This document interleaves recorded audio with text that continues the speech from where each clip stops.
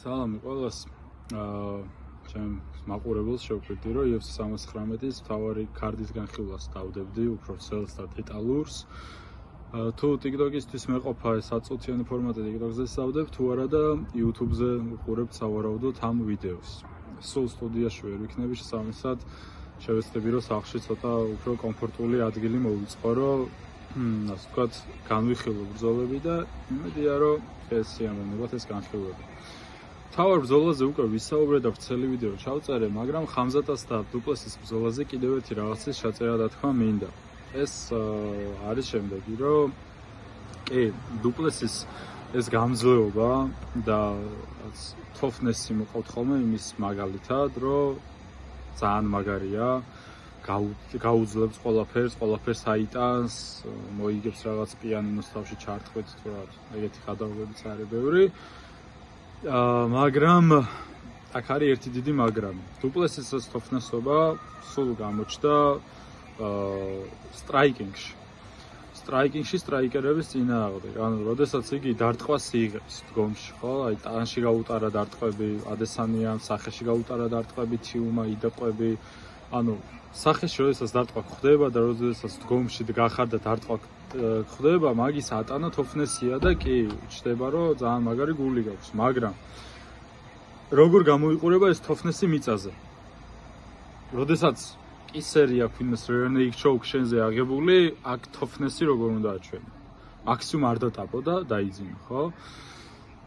ვეთანხმები იმას, რომ ჩიმაევს დუპლესისნაირი მებრძოლი არ შეხვედრია, მაგრამ აღსანიშნავია ისიც, რომ არც დუპლესის არ შეხვედრია ჩიმაევისნაირი აგრესიული მოჭიდავე და ესეთი მაგარი გრეპლერი და ზოგადად ჩიმაევისნაირი გრეპლერის და მოჭიდავის ნახვა ძალიან რთული არის. სულ რომ ძალიან მაგარი მოჭიდავე შეხვედროდა ხო, მაინც ჩიმაევს ვერ გაუთანაბრდებოდა. ასე რომ მიუხედავად იმისა, რომ მე ძალიან მინდა, რომ ამ ჩხუბში ჩეხაობა ვნახო და ვიხილო მესამე, მეოთხე რაუნდები და გაცვლები, მაინც ვფიქრობ, რომ არ გაგრძელდება აქამდე ეს ბრძოლა და პირველ რაუნდში, მეორე რაუნდში ჩიმაევი საბმიშენით მოახერხებს და მოიპოვებს გამარჯვებას. თათოღაც გონია, რომ რეარნეიქ ჩოუკით უნდა მოხდეს ეს. შემდეგი კომეინ ივენთი არის ინგლისელი მარფისა და დებიუტანტი პიკოს შორის. პიკო არის ძალიან კაი. არონ პიკოს რეკორდი აქვს 13-4-ზე და ყველაზე არაგაკეთებული რეკორდი აქვს ალბათ ამბის. ბრძოლების უმეტესობა ბელატორში აქვს ჩატარებული, სულ ყველა თუ არა და ერთი სიტყვით პირველი დღიდან ეჭყვებოდა თავისზე გაცილებით გამოცდილ და მაგარ ბიჭებს. თავის უკანასკნელ ბრძოლაში ერთ-ერთი მისი ძველი მარცხის რევანშიც აიღო და ეხლა UFC-ში აქვს დებიუტი. მიუხედავად იმისა, რომ ძალიან მაგარი ბიჭი არის პიკო, მაინც გინდ ბელატორიდან და გინდ ნებისმიერი სხვა ორგანიზაციიდან UFC-მდე ნაბიჯი არის ნახტომი.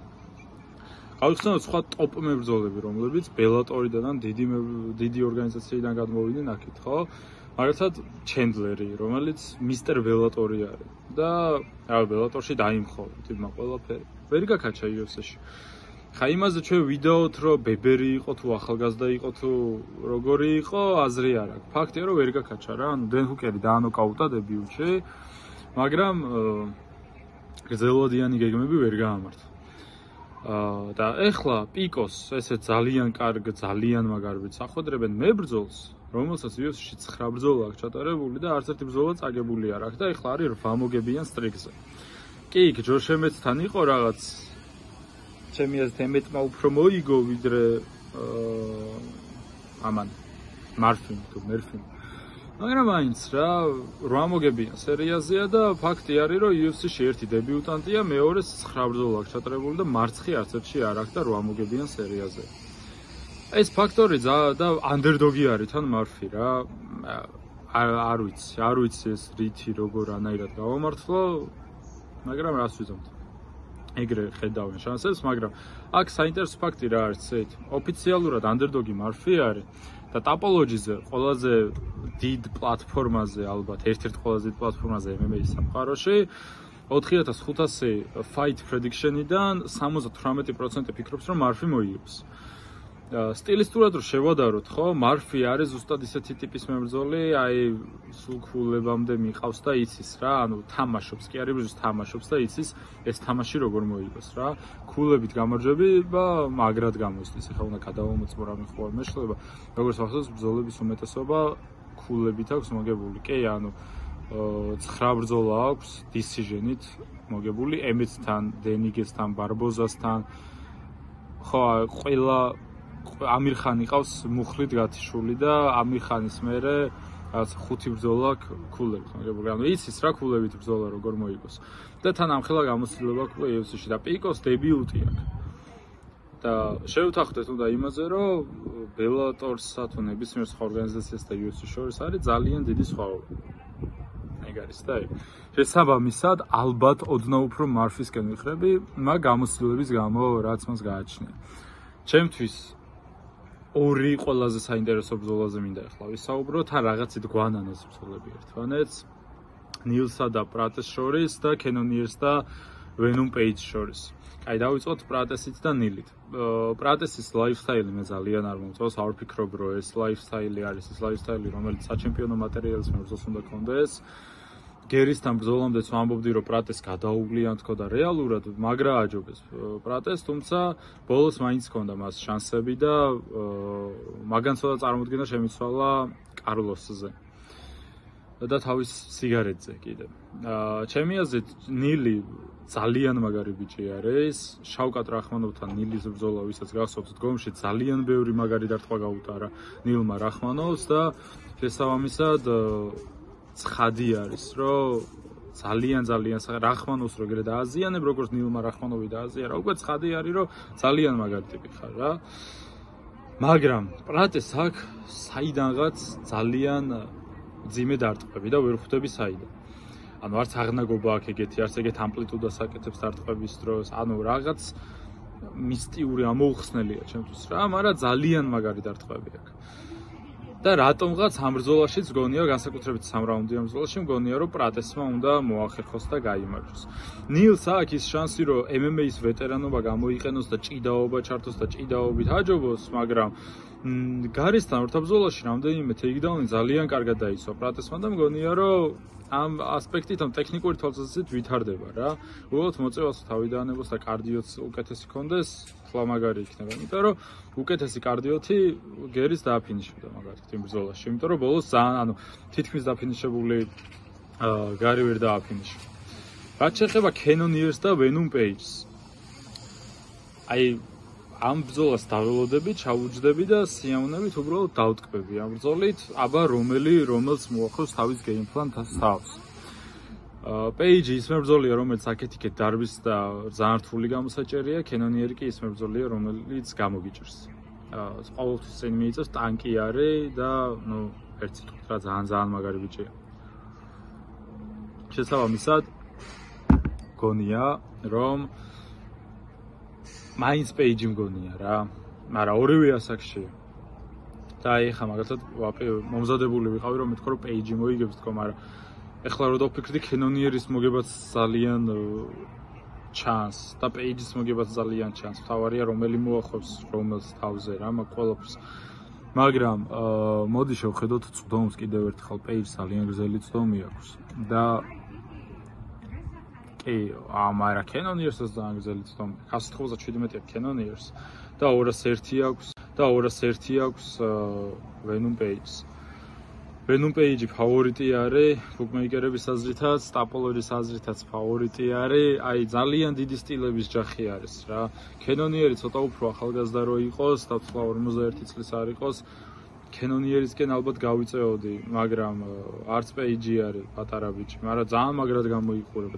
ძალიან ბევრი მარა არის. ანუ ეს ბრძოლა არის, რომელთაც უნდა დაჯდა ის სიამოვნა. ჩემი აზრით ეს ბრძოლა, რა ვიცი, 3 რაუნდს გაგრძელდება და 3 რაუნდი ჩეს გეიმი იქნება. არ გარისკავს კენონიერი, პეიჯიც რაღაც იმოძრავებს, დაელოდება, წამიერად აფეთქდება კენონიერი და აი მან როგორ მოახერხებს თავდაცვას პეიჯი ეგ არის. შეიძლება კენონიერმა თუ ისევ ჭკუა იხმარა, არ უნდა დაგვავიწყოს რომ MMA-ია, და როგორც იან გარი მოუგო ვენუმ პეირს, ეგრეთვე ეჩხუბა კენონიერმა, თან ფიზიკურად ძალიან ძლიერია. აი მანდ უკვე უშანსოდ უნდა მოუგოს კენონიერმა პეირს, ჩემი აზრით, იმიტომ რომ ძალიან ჯანზეა და ვეტერანია. აი თუ სადმე უნდა გადავიხარო კენონიერი, იმიტომ რომ ვეტერანია და სადღაც გონია რომ ჭკვიანურ ბრძოლას ჩართავს და მოუგებს პეირს და როდრიგესთანაც საკმაოდ ჭკვიანურად იჩხუბა. თავისი ამტონობას გამოიყენა, მაგრამ ძალიან ჭკვიანურად იჩხუბა რომ დაღალა რობოკოპი და მერიცემა.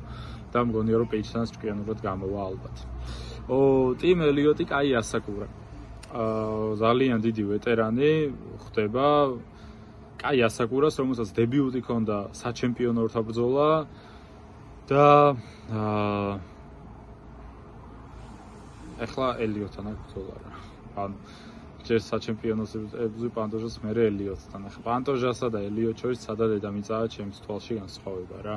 კაი ასაკურა კიდე ძალიან მაგარი ბიჭი არის და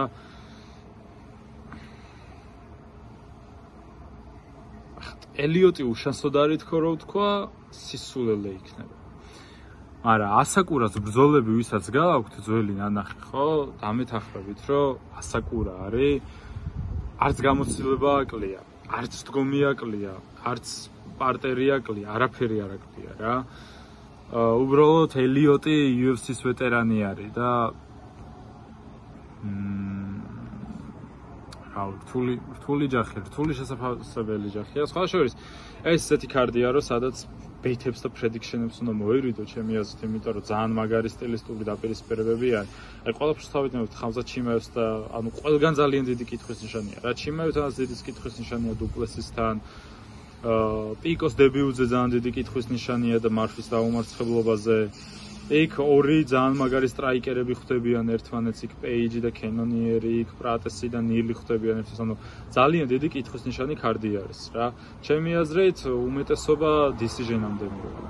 ნუ პრატესის ბრძოლის გარდა ეგრე ვფიქრობ. არა, ხა ჩიმაევი არ მიიღო decision-ამდე, ქვემოთ ამობრა სტრაიკერების ბრძოლებს. კიდე კაი ასაკურასკენ გადავიხრები რა. დავეთანხმები როგორც ბუკმეიკერებს, ასევე ტაპოლოჯის ექსპერტებს. რომელთა 92%-ს ფიქრობს, რომ ასაკურა მოიგებს. ანუ ასაკურას მოგება ძალიან ლოგიკური არის, უბრალოდ ვეტერანი არასდროს არ უნდა ჩამოწევო. რა ჩემი აზრით, ისეთ მებრძოლთან, რომელიც UFC-ს კედლებში არ არის გატესტილი. და ასაკურა, როგორც ასეთი UFC-ში არ არის გატესტილი. მეორე მხარეს არის ელიოტი, რომელსაც UFC-ში 9-11-ზე აქვს, ტაპოლოჯიზე რომ შეხვიდე, ნახე რომ 9-11-ზე აქვს ელიოტს, მაგრამ რეალურად ადრე იყო UFC-ში, ბევრი წააგო, მერე გააგდეს და ეხლა დაბრუნდა და ეხლა არც თუ ისე ცუდი რეკორდი აქვს. ბოლო მარცხი მოკაევთან აქ 23-ში, სამუდაერჯს მოუგო მახრჩობელათი.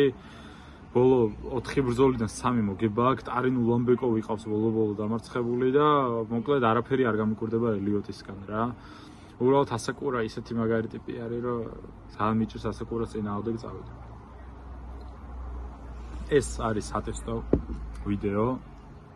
იმედია მოგეწონებათ, უფრო დავხვეწავ დიზაინსაც, ვიდეოსაც, ყველაფერს. თავარია გამოიწეროთ და დაალაიქოთ ეს არხი, იმიტომ რომ დალაიქების გარეშე და გამოწერის გარეშე ამ არხს მომავალი არ იქნება და თქვენი გვერდში დგომის გარეშე ამ არხს მომავალი არ იქნება. თუ მოგწონთ, ან თუ არ მოგწონთ, კომენტარებში დამიწერეთ რა მოგწონთ, რა არ მოგწონთ და აბა დროებით.